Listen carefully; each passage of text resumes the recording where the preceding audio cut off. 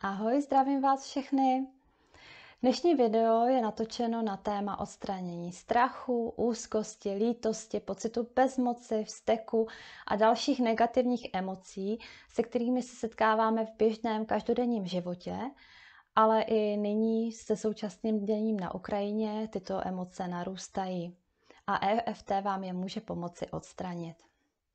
Jmenuji se Lenka Kubaštová a jsem terapeutem energetické psychologie a kvantové léčby. Pokud chceme odstranit strachy pomocí metody EFT, vždy musíme hledat nějaký strach ukrytý za strachem.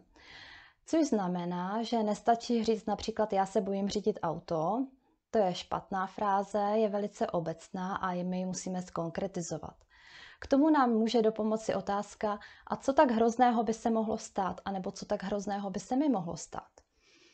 Na to už jsou další odpovědi, například mám strach, že narazím. Mám strach, že někoho přejedu. Mám strach, že si rozbiju auto. Mám strach, že když si rozbiju auto, bude to stát moc peněz. Mám strach, že si Pavel řekne, že jsem úplná kráva. Mám strach, že když budu mít nehodu, tak už nikdy do auta nesednu. Tak, toto jsou konkrétní fráze, čeho se bojíme. Samozřejmě každý si můžete dosadit ten svůj strach. Co se týká strachu ze současného dění na Ukrajině, můžeme si vytvořit fráze například strach, že válka zasáhne Česko. Vidíte, opět nestačí říct jenom mám strach z války. Musíme konkrétně. Nebo mám strach, že Česká republika to nezvládne. Mám strach, že nastane krize. Mám strach, že kvůli válce tu bude moc lidí. A další naše strachy a obavy. Fráze potom bude znít takto. Budeme poklepávat na meridiánové body. Strach, že ve válce zemře někdo můj blízký. Strach, že ve válce zemře někdo můj blízký. Strach, že ve válce zemře někdo můj blízký. Strach, že ve válce zemře někdo můj blízký. Strach, že ve válce zemře někdo můj blízký. Strach, že ve válce zemře někdo můj blízký. Strach, že ve válce zemře někdo můj blízký. Strach, že ve válce zemře někdo můj blízký. Strach, že ve válce zemře někdo můj blízký. Postupně odstraňujeme všechny naše strachy a obavy, a to tak dlouho, dokud se úplně nerozplynou a nezmizí. Pokud máme úzkosti nebo nějaké jiné pocity, postupujeme maličko jinak. Všechny naše emoce a pocity si musíme vyjasnit. Takže vím třeba, že mám lítost, vztek, bezmoc, nějaký pocit, že.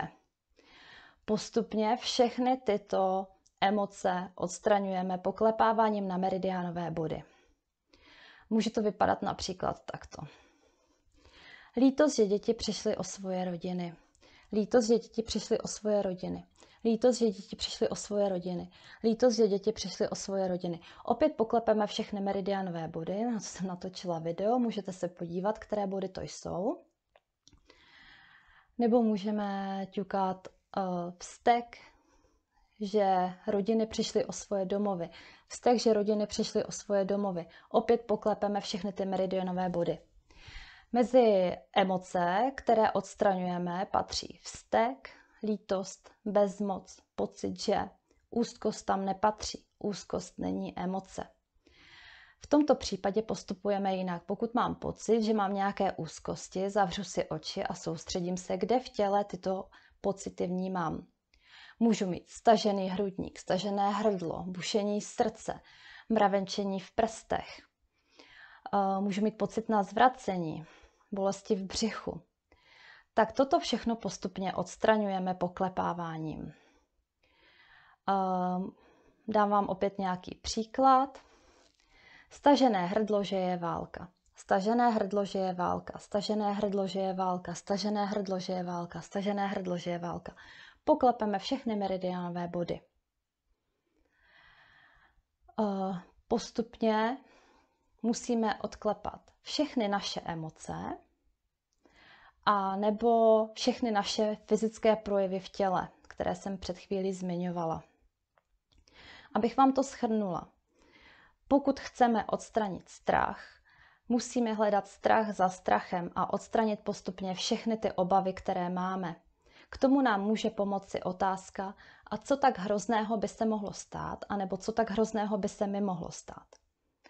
Pokud odstraňujeme jiné negativní emoce, musíme odstranit poklepem všechny emoce, jako je lítost, strach, vztek, bezmoc, pocit, že a další. A potom musíme odstranit všechny naše tělesné projevy.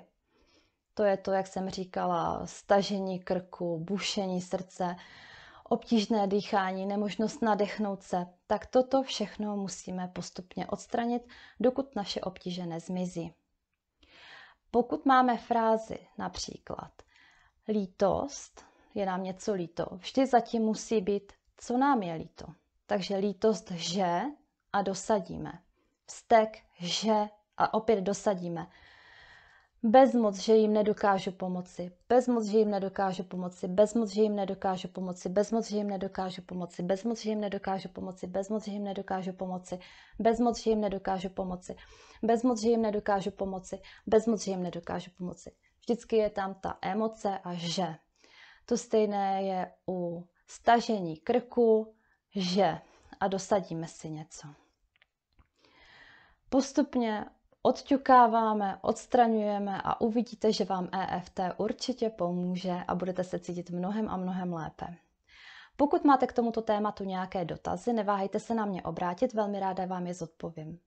Pokud se vám video líbilo, dejte mi prosím palec nahoru anebo mě podpořte svým lajkem. A já vám děkuji za sledování. Nashledanou.